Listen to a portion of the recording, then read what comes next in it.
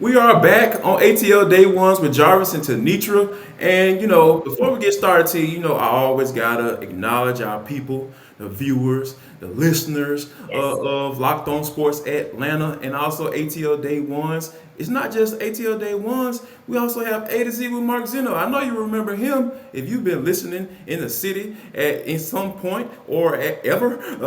And also, again, I'm going to check out my boy Hitting Hard with John Chuckery as well on Locked On Sports Atlanta. It's a big old network. Yeah, I said old. Yeah, without the D. Big old network. So we wanted you to continue to check us out on Locked On Sports Atlanta. Like and subscribe to our YouTube channel at Locked On Sports Atlanta. And also you can follow us on all audio platforms. Give us a Yes. good review. How about that? You know, Oh, it's levels to this thing, T. Like, subscribe, follow, and then once you hear it, we know you're going to like it. So yeah, keep doing that. We appreciate you on that end. But T, man, the NFL has stepped in it again.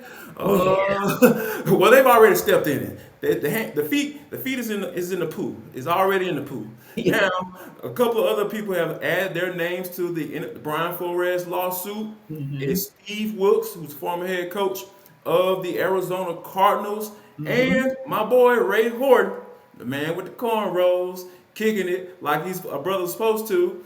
He's added his name to it as well. He said he had a sham interview with the Tennessee Titans well back in 2016. So hmm when you think about this, T, I think that there are a lot of things that has gone on with the NFL when it comes to the Rooney Rule, and I think that a lot of people have known that it's kind of a sham.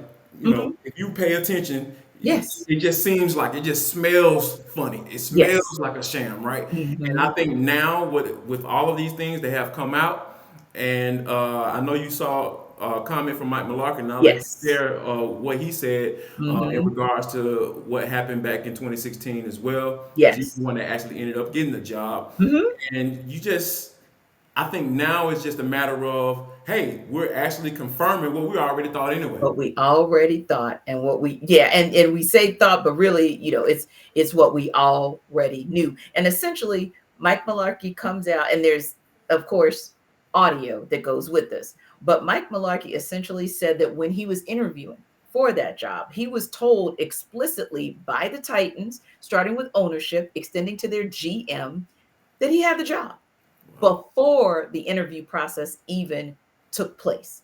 And that is damning because, in addition to what Ray Burton is saying, here is Mike Mularkey basically confirming that, yes, this takes place. Yes, this happens.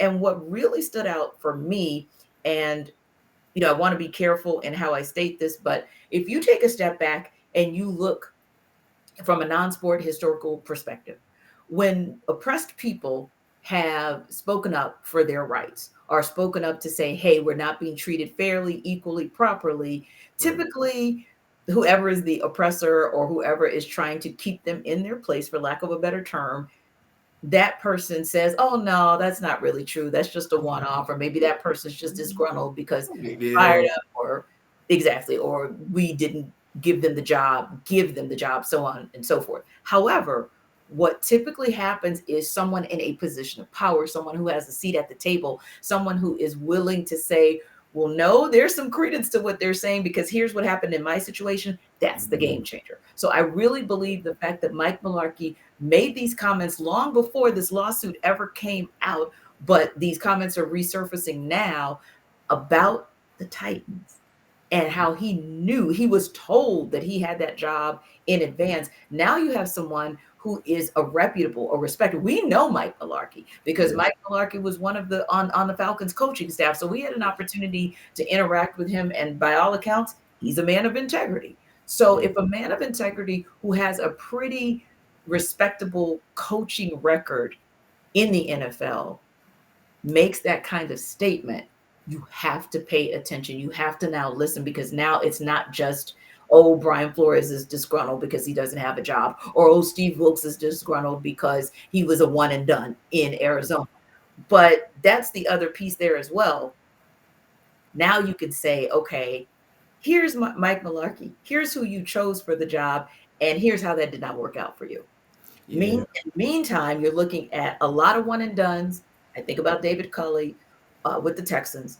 And yeah, so you think about one and dones, or you think about Hugh Jackson, where it may not have been a one and done, but you were basically given a broken toy and told, hey, play with that. So yeah, Yes. I truly just believe Mike Mularkey's comments and that revelation is going to change this conversation completely. Yeah, I absolutely love it though. You know, when you think about like a lot of times you're gonna need when you talk about being oppressed Hmm. or people or white people, the majority, Hmm. however you want to refer to it, being the benefactors of that. Because look at all the owners. Look at Hmm. most like 99% or 98% of them are older white men. So Hmm. they generally are going to gravitate towards that. Somebody that looks like them. Hmm. That's why, we talk about how Tiger Woods has had an effect on us as far as the game of golf because we Hmm. see him, we identify with him.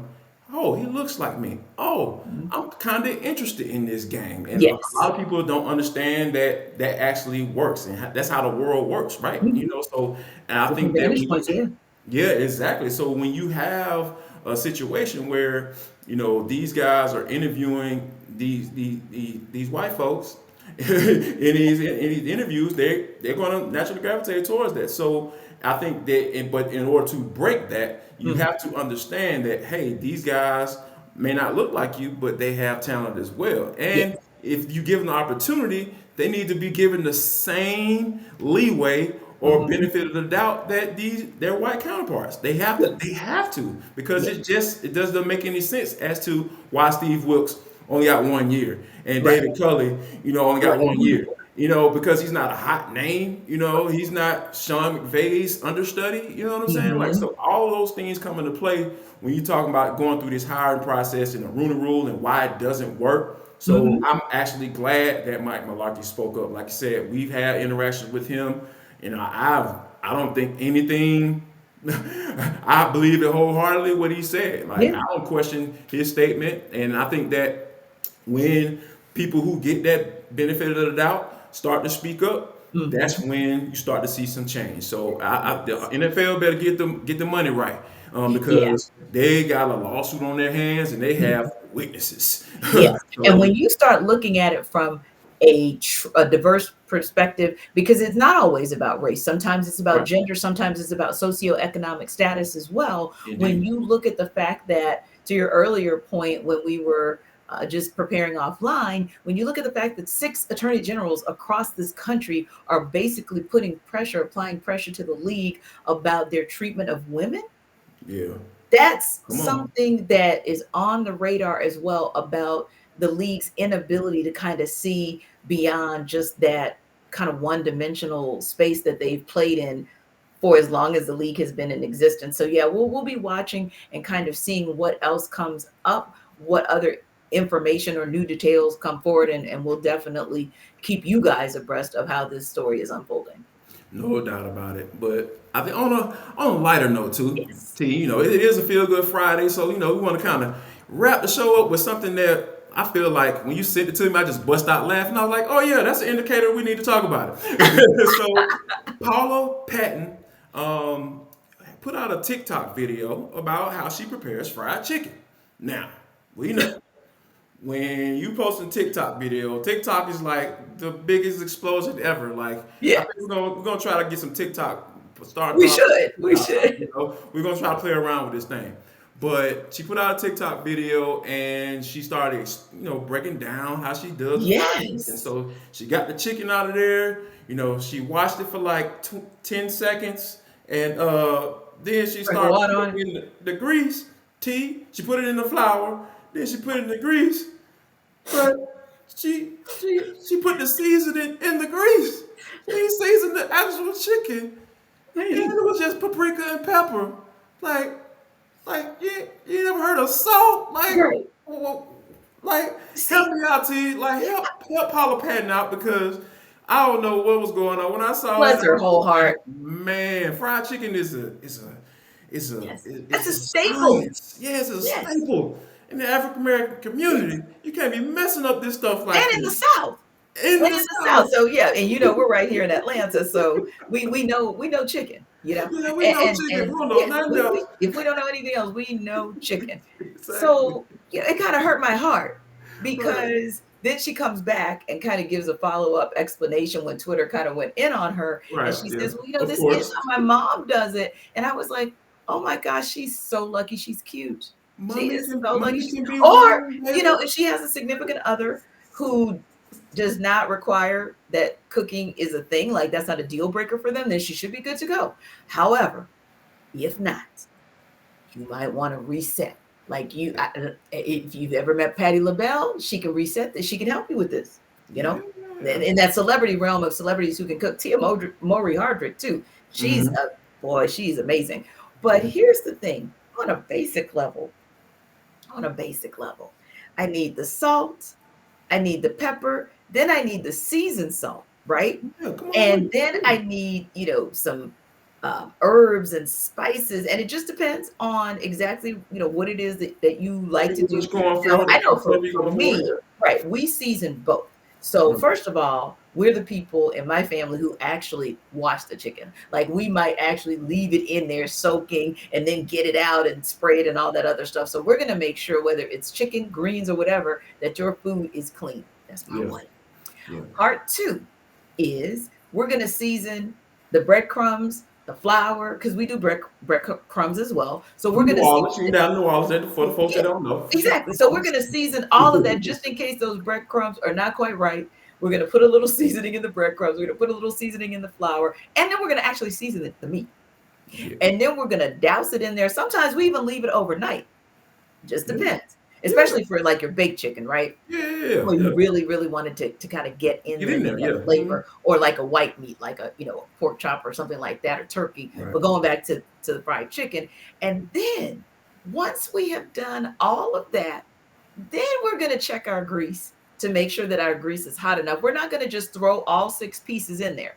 We're going to put a little something in, make sure this grease is right, and then we get down to business. I Right. didn't see any of those steps going on in that TikTok at all. You broke that thing down step by step, and she didn't do none of that. So yeah, Paula, you need to try again. Yes, Call Patty up. I'm sure yes, yes. famous Somebody, people got Tia a Mowry number. Hardrick, somebody. Somebody call Yeah. somebody up and get Phone some. a friend, like phone a friend.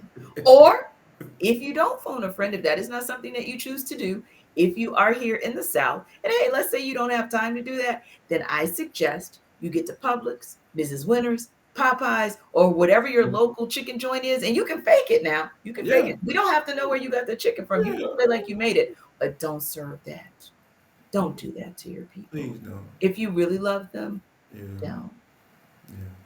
And we love you right here on ATL Day Ones with Jarvis and T. I really mean that. Like, I'm not saying that just for effect, but we love y'all. We Yeah, we appreciate appreciate you. y'all for checking us out right Yes. here on ATL Day Ones on the Locked On Sports Atlanta on YouTube. Go like, go subscribe, check us out. Follow us on all the audio platforms. T, on Monday, what we're gonna be talking about. We Yes. have to be talking about the Braves versus the Reds. Hopefully, they Yes. get the series win and they can Hopefully. kind of bounce back tonight and Yes. throughout the weekend and show them who the Braves really are. That's what we're Yes. going to do. And Yeah. hopefully we're having Hawks talk that says the Hawks went 2-0 this Yeah. weekend and they got some luck of the draw with a couple of losses from their Eastern Conference foes. And maybe we're talking about them hosting a play-in game. So looking forward to that. And be kind of cool if Tiger makes it to Sunday. And if he does, or even makes it to Saturday, we'll talk about that as well. And any other breaking news in the world of sports, especially the world of sports here in Atlanta. You want to hear about it? You need to check out ATL Day Ones on Monday. Well, check us out. We'll be back on Monday and we'll see you. You don't want to miss it. It's ATL Day Ones with Jarvis and T. Enjoy the weekend.